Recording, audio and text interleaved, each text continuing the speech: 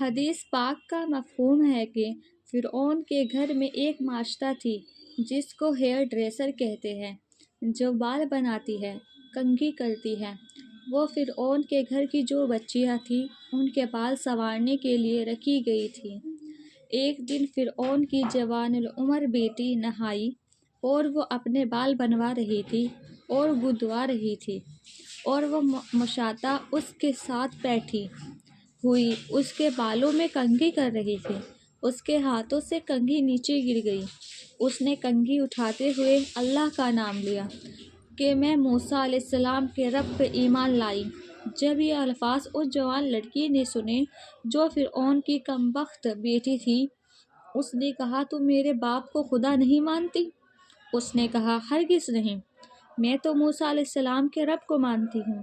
چنانچہ وہ اسی وقت اٹھ گئی، غصے میں بال بھی نہ بنوائے، اپنے باپ فرعون کے پاس پہنچی اور جا کر کہنے لگی، ابو، ہمارے گھر میں محل میں ایک ایسی عورت ہے جو آپ کو خدا نہیں مانتی، ہمارا دیا کھاتی ہے اور ہمارے ہی مخالف ہے، دشمن ہے۔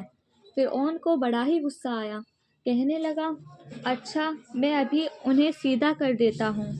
فرعون نے تاج سر پر رکھا، دربار لگوا لیا، اس خادمہ کو بلوا لیا اور خادموں سے کہا کہ اسے زمین پر لیٹا دو۔ اس بیچاری کو زمین پر لیٹا دیا گیا، اس کے دونوں ہاتھوں میں اور دونوں پاؤں کے اندر کیل گڑوا دی گئی، گویا اس کے ہاتھ اور پاؤں ہل نہیں سکتے تھے۔ اس عورت سے کہا گیا کہ تم اپنی اس بات سے واپس لوٹ آؤ۔ وہ کہنے لگی ہرگز نہیں، مجھے ایمان کا وہ مزمل کیا گیا کہ میں واپس نہیں آ سکتی۔ فرعون نے کہا میرے پاس تیرا علاج ہے، میں تیرا علاج کرتا ہوں۔ کون سا علاج؟ اس نے کہا علاج یہ ہے کہ تیری چند ماہ کی دودھ پیتی بچی ہے، میں اسے بلواتا ہوں۔ چنانچہ اس نے کیا کیا، اس خادمہ کے سینے سے کپڑے ہٹوا دیے اور بچی کو لا کر اس کے سینے پر لٹا دیا۔ معصوم بچی جب ماں کے سینے پر لیٹی تو اس نے ماں کے پستانوں سے دودھ پیا۔ اب سارا دربار دیکھ رہا ہے، معصوم بچی ماں کے پستان سے لگی دودھ پی رہی ہے۔ فرعون کہنے لگا میں تیری بچی کو تیرے سینے پر ذبح کروں گا، یہ تڑپے گی، اس کا خون تیرے سینے پر بہے گا، ورنہ تو میری بات کو مان لے۔ وہ کہنے لگی ہرگز نہیں، ایمان اتنا قیمتی ہے کہ میں یہ قربانی کر لوں گی، لیکن خود ایمان سے نہیں ہٹ سکتی۔ چنانچہ فرعون نے کیا، اس کی بیٹی کو قتل کرنے کا حکم دیا۔ ایسے ظالم تھے، ایک نے خنجر مارا گردن کے اوپر اور ذبح کر دیا، گردن کو اس کے جسم سے جدا کر دیا۔ نازک پھول سی بچی ماں کے سینے پر تڑپنے لگی، ماں کے سینے پر خون کا فوارہ چھوٹا۔ سوچئے ماں پہ کیا گزری ہوگی۔ بالآخر جب بچی ٹھنڈی ہو گئی تو وہ کہنے لگا بات مانتی ہو کہ نہیں؟ اس نے کہا کہ نہیں مانتی۔ کہنے لگا اچھا، تمہارا اور علاج کرتا ہوں۔ فرعون نے بڑے بڑے بچوں کو بلوایا جس سے وہ دشمنوں کو سزائیں دیتا تھا۔ اس عورت کے ننگے بدن پر سب بچھو ڈال دیے جائے۔ چنانچہ بچھو ڈال دیے گئے، اس کے جسم پر ہزاروں نے کر لیا اور کاٹنے لگے۔ اس عورت کو اتنی تکلیف ہوئی کہ مچھلی کی طرح تڑپنے لگی اور اسی زہر کی وجہ سے اس بیچاری کی موت آ گئی، وہ شہید ہو گئی۔ جب فرعون نے دیکھا یہ بھی ٹھنڈی ہو چکی، فرعون گھر آیا، اپنی بیوی آسیہ کو یہ کہنے لگا آسیہ، تم نے دیکھا میں نے ایسی عورت کا کیا حشر کیا جو موسیٰ علیہ السلام کے خدا پر ایمان لائی۔ میں نے اس کو یوں مروایا، اس کی بیٹی کو سینے پر ذبح کروایا۔ بی بی آسیہ خود بھی ایمان لا چکی تھی۔ بی بی آسیہ کہنے لگی تو مردود ہے، ظالم ہے، تو نے ایک معصوم بچی کی جان لی اور ایک ماں کی جان لی، معصوم بچی کو ذبح کیا تو کتنا بدبخت انسان ہے۔ فرعون کو اپنی بیوی آسیہ کے حسن و جمال کی وجہ سے بڑی محبت تھی۔ آسیہ کو اللہ نے حوروں جیسا حسن و جمال عطا کیا تھا۔ فرعون نے پوری قوم میں سے چن کر جو اس وقت کی مس یونیورس تھی اس کے ساتھ نکاح کیا تھا۔ تو بی بی آسیہ اتنی خوبصورت تھی، ان کے اوپر یہ جان چھڑکتا تھا، عاشق تھا ان کو بھی پتا تھا کہ اس کو ان سے کتنا تعلق ہے، لیکن ان کے دل میں اس کے بارے میں نفرت آ چکی تھی۔ وہ کہنے لگی، تو کتنا بدبخت ہے، تو نے معصوم بچے کی جان لی۔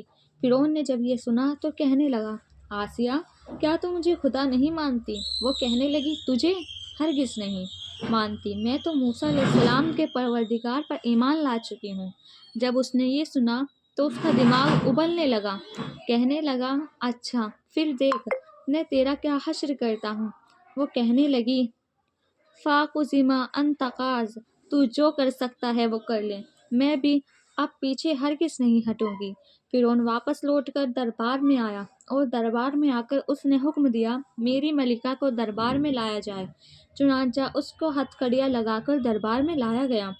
دربار کے لوگ حیران تھے۔ جس عورت کے ہاتھ کا اشارہ دیکھنے کے لیے سینکڑوں خادمات محل میں ہوتی تھی، جس کے اشارے کو ہر وقت پورا کر دیا جاتا تھا، آج وہ ملزمہ بن کر دربار میں پیش ہو رہی ہے۔ فرعون کے حکم پر وہ سامنے لائی گئی۔ جو درباری لوگ تھے وہ عزت کی وجہ سے اس کے چہرے کو دیکھتے نہیں تھے، آج یہ سب کے سامنے ملزمہ بن کر کھڑی ہے۔ فرعون نے کہا، آسیہ، تم میری بیوی ہو، میں تم سے محبت کرتا ہوں، اس محبت کی لاج رکھ لو، تم مجھ پر ایمان لے آؤ۔ وہ کہنے لگی، ہرگز نہیں۔ فرعون کو اور غصہ آیا، کہنے لگا، میں تمہیں سب کے سامنے رسوا کر دوں گا۔ کہنے لگی، جو تو چاہتا ہے کر لے، میں بھی پیچھے نہیں ہٹوں گی۔ فرعون کو اتنا غصہ آیا، کہنے لگا، اس کے جسم سے یہ پوشاک اتار دو، اس کو سب کے سامنے ننگا کر دو۔ اب سوچنے کہ کسی مردے کو کہہ دیا جائے کہ تجھے سب کے سامنے ننگا کر دے، اس کا جی چاہے گا زمین پھٹ جائے، میں اس کے اندر اتر جاؤں۔ عورت تو پھر بھی حیا والی ہوتی ہے، حیا کی پتلی ہوتی ہے، اس کے اندر تو حیا کوٹ کوٹ کر بھری ہوتی ہے۔ اب عورت کو کہا جا رہا ہے کہ سارے درباریوں کے سامنے تجھے بے لباس کر دیں گے، مگر ایمان ایک طرف تھا، ایمان کی قیمت زیادہ ہوتی ہے۔ بی بی آسیہ نے کہا، میں ہرگز پیچھے نہیں ہٹوں گی۔ چنانچہ اس کے سارے کپڑے اتار لیے گئے، جسم سے کپڑے اتار لیے گئے، بالکل بے لباس برہنہ حالت میں یہ کھڑی ہے۔ سارے درباریوں کی نظر اس کے جسم پر پڑ رہی ہے۔ فرعون نے کہا، دیکھ میں نے تجھے کیسا رسوا کیا، اب بھی تو نہیں مانتی تو میں تجھے زیادہ عذاب دوں گا۔ وہ کہنے لگی، اب تو میں نے فیصلہ کر لیا، جو تو چاہتا ہے کر لے، میں بھی اب پیچھے نہیں ہٹوں گی۔ فرعون نے کہا، اس کو بھی جو میخا کر دیا جائے۔ دونوں ہاتھوں اور دونوں پاؤں کے اندر کیلیں گاڑی گئی، اور زمین کے اوپر لٹا کر وہ کیلیں زمین کے اندر گاڑ دی گئی۔ مگر فرعون نے کہا، اس کو ایسی طرح لٹانا کہ اس کی آنکھوں کے سامنے میرا محل رہے، اور اس کو پتہ چلے کہ میں نے محل کی زندگی کو ٹھوکر لگائی، اور یہ نعمت مجھ سے چھن گئی۔ چنانچہ فرعون کے کہنے پر بی بی آسیہ کو اس طرح لٹایا گیا کہ اس کی آنکھوں کے سامنے محل تھا، اس کو یہ احساس رہے کہ مجھے اس محل سے نکال دیا گیا، میں اس محل سے محروم ہو گئی، اور اس کے ہاتھ پاؤں کو میخیں لگا دی گئی۔ چنانچہ فرعون نے کہا کہ کیا اب تو مانتی ہے؟ اب بھی میں معاف کرنے کے لیے تیار ہوں۔ انہوں نے کہا، ہرگز نہیں۔ چنانچہ فرعون نے حکم دیا لوگوں کو کہ آؤ اور اس کے جسم سے زندہ حالت میں کھال اتار دو۔ چنانچہ لوگ استرے اور چاقو جو خاص اور تیز قسم کے بنے ہوئے تھے وہ لے کر آئے، بڑے شارپ ایجز تھے، اور انہوں نے زندہ حالت میں بی بی آسیہ کی کھال اتارنی شروع کر دی۔ اب ذرا سوچیے تو صحیح کہ زندہ حالت میں اتنا بھی نہیں دیا گیا، اس کی کھال اتاری جا رہی ہو تو جسم کو کتنی تکلیف ہوتی ہے۔ بی بی آسیہ ننگی حالت میں لیٹی ہے، سامنے محل ہے، کھال اتر رہی ہے، لیکن ایمان بڑی قیمتی چیز ہے۔ ان کی توجہ اللہ کی طرف ہے۔ جب جسم سے کھال اتاری گئی، عجیب بات یہ کہ کتابوں میں لکھی گئی کہ جسم سے کھال اتار دی گئی، لیکن ابھی ان کی جان میں جان باقی تھی، ابھی موت نہیں آئی۔ اگر جسم سے کھال اتر جائے اور ہوا بھی لگے تو جسم کو تکلیف ہوتی ہے۔ یہ بھی تڑپ رہی تھی، سامنے محل تھا۔ فرعون نے کہا، اب آخری موقع ہے، اب اگر تم نہیں مانتی تو میں تمہارے زخموں پر مرچ ڈلوا دوں گا۔ اور زیادہ تکلیف ہوگی۔ چنانچہ انہوں نے کہا ہرگز میں پیچھے نہیں ہٹوں گی۔ چنانچہ فرعون نے اشارہ کیا ان کے پورے جسم پر جہاں کھال اتر چکی تھی، مرچوں کو چھڑک دیا گیا۔ یہ درد کی وجہ سے مچھلی کی طرح تڑپنے لگی۔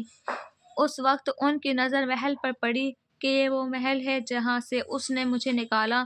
اس نے اپنے رب سے دعا کی۔ قرآن نے اس دعا کو نقل فرمایا۔ اللہ تعالیٰ فرماتے ہیں رب ابنی لی عندک بیتا فی الجنہ، اے اللہ یہ فرعون کمینہ مجھے اس محل سے نکال چکا ہے اور کہتا ہے کہ تم محروم ہو گئی، اللہ مجھے محل نہیں چاہیے۔ رب ابنی لی عندک بیتا فی الجنہ، اللہ مجھے اپنے پاس جنت میں گھر عطا کر دیجیے۔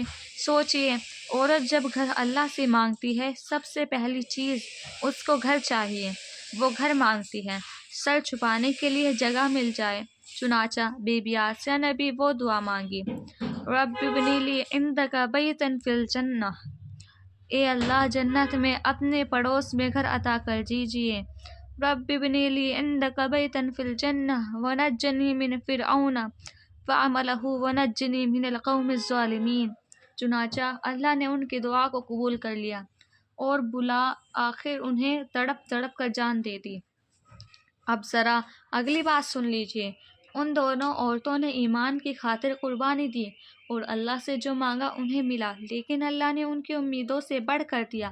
چنانچہ حدیث پاک میں آتا ہے اللہ تعالیٰ نے اس خادمہ کی اتنی قدردانی فرمائی، نبی صلی اللہ علیہ وسلم جب معراج کے لیے تشریف لے جانے لگے تو راستے میں تھے، ایک جگہ پر ان کو بہت خوشبو آئی۔ پوچھا جبرائیل یہ خوشبو کیسی ہے؟ جبرائیل علیہ السلام نے عرض کیا اے اللہ کے نبی، یہاں اس خادمہ کی قبر ہے جو فرعون کی بیٹیوں کے بال بنایا کرتی تھی اور وہ شہید ہو گئی تھی، اس کی قبر سے ایسی خوشبوئیں اٹھ رہی ہے، اے اللہ کے نبی آپ بھی محسوس کر رہے ہیں۔ سوچئے تو صحیح، جس نے اللہ کے نام پر جان دی، اللہ نے قبر کو جنت کا ایسا باغ بنایا، قبر سے خوشبوئیں اٹھ رہی ہے، اللہ کے محبوب نے وہ خوشبوئیں محسوس کر لی اور